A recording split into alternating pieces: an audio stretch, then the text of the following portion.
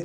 تو آج ہم ذکر کریں گے کہ جادو کی کیا حقیقت ہے، جادو کی کتنی قسمیں ہیں اور اس کا حل کیا ہے، اس کا توڑ کیا ہے۔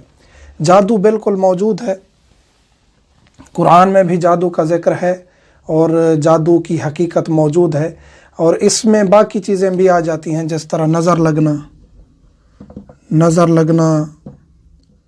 تعویذ، اور یہ تمام چیزیں جو ہے نا، ان کی حقیقت موجود ہے۔ یہ جادو کی تمام قسمیں ہیں اور ان کا انکار کرنا جو ہے وہ ممکن نہیں ہے۔ ان کی اصلیت موجود ہے، حقیقت موجود ہے۔ ہاں البتہ جس طرح کے بر صغیر میں، خصوصاً ہمارے پاکستان میں یا انڈیا میں، کیونکہ ہم ہندوؤں کے ساتھ اتنا رہے ہیں کہ ہمارا معاشرہ جو ہے وہ ان چیزوں پر بہت زیادہ یقین کرنا شروع ہو گیا ہے، اور ایسے جعلی پیروں کی طرف چلے گئے ہیں جن کو خود کو پتہ نہیں ہے کہ جادو کیا ہوتا ہے، اور وہ لوگوں کو ان کے مسائل کا حل دینا شروع ہو گئے ہیں۔ آج کل تو اتنا یہ ہے کہ اخباروں میں اور ٹیلی ویژن پر ایڈز آ رہی ہوتی ہیں کہ نکاح کرنے کے لیے، پسند کی شادی، طلاق، ویزا، سفر، فلاں فلاں فلاں، جن کا جو خود اتنا حیثیت نہیں رکھتا پیر کہ وہ اپنے مسائل حل کر سکے، وہ لوگوں کے مسائل حل کرنے کے لیے بیٹھا ہوا ہوتا ہے، اور بس مسائل حل نہیں کرتا، ان کو بگاڑتا ہے، لوگوں کی عزتیں خراب کرتا ہے۔ خصوصاً جو خواتین بیچاری بعض مسائل کا شکار ہوتی ہیں، گھریلو مسائل کا، وہ سمجھتی ہیں کہ ہمارے اوپر جادو ہو چکا ہے، نظر لگ چکی ہے، تعویذ ہو چکے ہیں، ہم ان کا حل ڈھونڈنا چاہیے، اور وہ ایسی شخصیات کے پاس چلی جاتی ہیں جن کا نہ دین ہوتا ہے نہ ایمان ہوتا ہے، اور وہ ان کی عزتوں کو پامال کرتے ہیں۔ تو جادو کی 99% تقریباً 99% لوگ جو ہیں ان کے پاس نہ جادو ہے، نہ جادو کی کچھ چیزیں جانتے ہیں۔ جادو ایک حقیقت ہے، لیکن ہر کسی کے پاس نہیں ہے، نہ ہی ہر کوئی حاصل کر سکتا ہے۔ اور اسلام میں اس کا کیا حکم ہے؟ جادو کرنا، سیکھنا اور سکھانا حرام ہے۔ قرآن کریم میں جس طرح یہ ہے کہ آخری صورت ہے والناس میں کہ اللہ ہمیں پناہ دے من الجنت والناس، جنوں سے بھی اور انسانوں سے بھی، یعنی جنات کا کنسپٹ بھی موجود ہے، جنات کی بھی حقیقت ہے، اور جنات بھی انسانوں کو نقصان پہنچاتے ہیں۔ جو جادوگر ہیں، جادو سیکھتے ہیں، مختلف حرام کاموں کے بعد، مختلف چلے کاٹنے کے بعد، کچھ ایسی چیزوں کو اپنے انڈر کر لیتے ہیں، کچھ ایسی طاقتوں کو اپنے انڈر کر لیتے ہیں جن سے پھر وہ برے کام کرواتے ہیں۔ تو ہر انسان بھی جادوگر نہیں ہے۔ یہ جو تقریباً پاکستان میں معاشرہ بنا ہوا ہے، 99.99% بھی جادوگر یا جیلی جو پیر بیٹھے ہیں وہ جیلی ہیں، ان کی کوئی حقیقت نہیں ہے، کچھ بھی نہیں جانتے۔ تو ہمیں کسی سے ڈرنے کی ضرورت نہیں ہے۔ اس کے اثرات بالکل ہو سکتے ہیں، اور اس کے اثرات یہ نہیں ہے کہ جادو کی اتنی طاقت ہے کہ خدا نہ خواستہ یہ ایسی تبدیلی لا دے انسان کو کہ انسان جو ہے نا، یا خدا کی کائنات میں ایسی تبدیلی لا دے کہ خدا کی طاقتوں کے برابر ٹھہر جائے، ایسا نہیں۔ تھوڑے سے اثرات اس کے ہو سکتے ہیں مرتب، کسی کی طبیعت خراب ہو جائے، کسی کے گھر کا نقصان ہو جائے، کسی کی ایسے کوئی چیز مثلا کہ چوری ہو جائے یا اس کا کوئی ایکسیڈنٹ ہو جائے، اتنے تک اثرات ہو سکتے ہیں۔ ایسی طاقتیں ہیں جن کو غلط طریقے سے استعمال کیا جا سکتا ہے۔ شرعاً حرام ہے، پہلے بتا چکا ہوں، شرعاً جادو کرنا، سیکھنا، سکھانا حرام ہے، فعل حرام ہے، گناہ کبیرہ ہے۔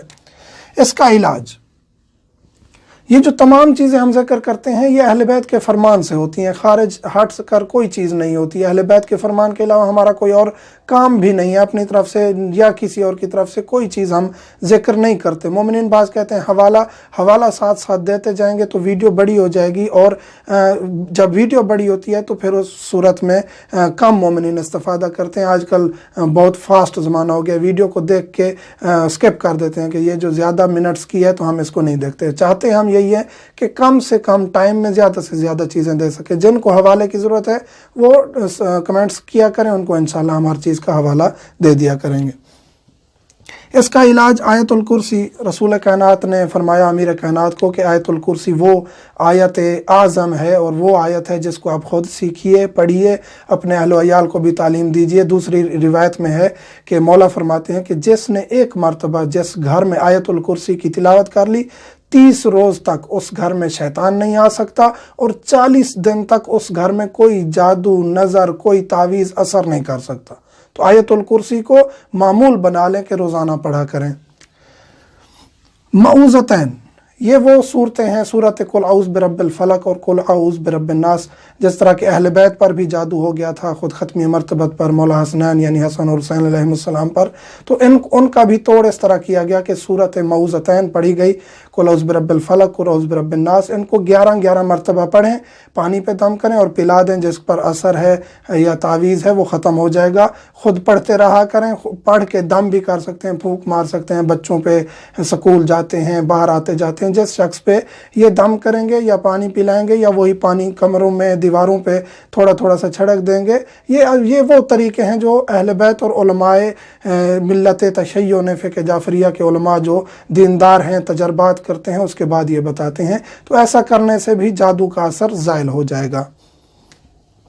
एक और अहम तरीन चीज़, किसी घर में इतना ताकतवर असर हो जाता है कि उस घर में कोई बंदा इतना बीमार पड़ जाता है कि उसके होश व हवास ख़त्म हो जाते हैं, मुमकिन है ऐसा हो, तो एक ऐसा हिर्ज़ है जिसे हिर्ज़ अबू दुजाना अंसारी कहा गया है।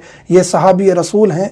इनके साथ जब ये घर होते थे, इनके साथ ऐसी ताकतें इनको अज़ियत देती थीं जिनको बाकायदा ये देखते थे कि इनको ताकतें अज़ियत दे रही हैं, चिल्लाती थीं, जैसे जिन्नात हैं, चिल्लाते थे, अज़ियत देते थे, इनको तकलीफ़ देते थे। तो इन्होंने रसूल करीम से ये बात शेयर की, तो उन्होंने फरमाया कि मैं तुम्हें ऐसी दुआ बता रहा हूँ जिसको तुम पढ़ो, अपने गले में लटकाओ या घर में आवेज़ा कर दो, फ्रेम बना के किसी ऐसी चीज़ में कि घर में वो लटकी हुई हो, दीवार पे लगी हुई हो, उसके बाद आपको ये चीज़ें असरअंदाज नहीं होंगी। तो उन्होंने ऐसा किया, घर में ये लटका दी और अपने तकिए के नीचे ये दुआ लिख दी। तो उस रात वो ताकतें चीखती चिल्लाती रहीं, इनको नुकसान नहीं पहुंचा सकीं, चीख चिल्ला के बहुत अज़ियतनाक कर्बनाक आवाज़ें निकालती रहीं। उसके बाद उनकी आवाज़ आई कि ऐ अबू दुजाना, अगर ये हिर्ज़ तुम ना लाते तो हम तुम्हारे घर से कभी नहीं जाते, इस हिर्ज़ की वजह से तुम्हारा घर हमें छोड़ना पड़ गया है।